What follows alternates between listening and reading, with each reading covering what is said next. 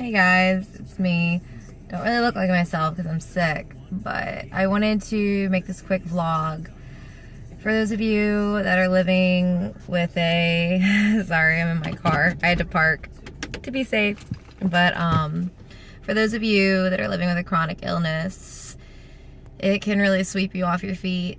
I'm fortunate enough to just have IBS and gastroenteritis, but I can't even remember right now like what percentage of your immune system is in your gut, but it's pretty high.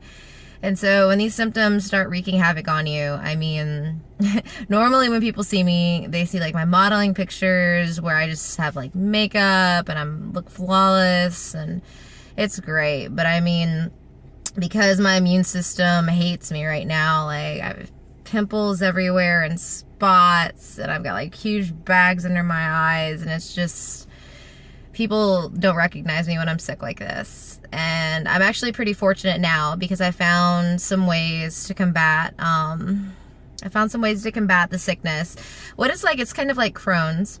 And I know a couple people, especially some of the soldiers I deployed with, they were trying to call it like Gulf War syndrome, or they don't even know what to call what we have because they don't really know what's wrong with us. But basically because we were exposed to chemicals and different things that were burned in the burn pits overseas that we inhaled, and just all the waste and just the things from, you know, living in a third world country for such a long period of time, it affects your body. And some people, you know, rest in peace, they actually haven't survived this. It's actually causing neurological symptoms and awful things like that. So for me, even though I'm sick and it does like this crap to me, I'm very lucky to still be here.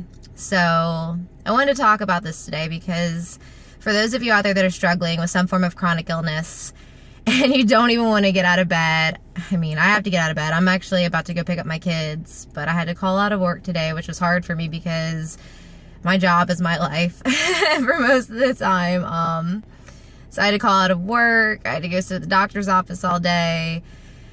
It's just rough. And normally I'd be even sicker than this. Like I couldn't even move, but thanks to learning some homeopathic remedies and changing my diet, I've been able to kind of curb the symptoms to where it's still awful, but I can get around. So I'd like to share that with you guys, that for those of you suffering from IBS or gastroenteritis, my good friend Richard actually told me about eating raw ginger, and it's horrible at first because it's just very strong and off-putting, but you can put it in teas and things like that. I try to just eat it whole, and I haven't done it in a while, which is probably why I have all this going on. But along with that, Thai food has been my saving grace. Now you would think, oh, you get sick, why would you eat spicy food?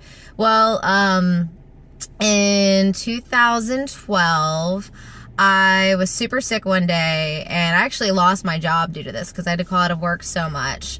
But I was super, super sick, and this was before I knew I had an illness or a disability or anything like that. I just knew that I was sick, and I didn't know what was causing it. A bunch of the girls from my work said, well, hey, let's go get Thai food. It's delicious. And at that point, I was like, you know what? I'm going to get fucking sick anyways. Why not? I'm going to at least go have a good time. And then this type of soup I had was called tom kha gai, which is like a chicken, lemongrass, and coconut. It's very herbaceous. It's so good. But I remember eating it and being like, this is really good. You know, I'd never had anything like it before. And then I tried some curries and the pad thai and things like that. And I remember thinking, well, this is going to suck coming up because, you know, I have 2 kids, and when you're pregnant, you throw up everything. Sorry for those of you that have light stomachs or have never had babies, but like morning sickness is a bitch.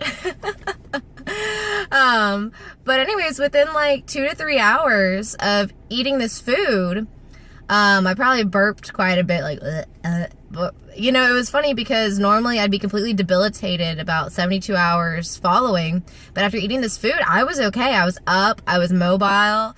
So today I definitely went and got my Thai fix, and I'm feeling so much better. Right now I'm not nauseous. I'm still really lethargic. Like, I think that's what's killing me, is it just makes you so tired and I just don't feel very pretty at all. You know, because I don't know, I guess the way I was raised, your exterior is super duper important, but you know, I'm just going to be happy that today I can get out of bed, I can go pick my kids up from school, and that although I'm living with a chronic illness, I'm still living. And I can get up another day, even though I might feel like crap.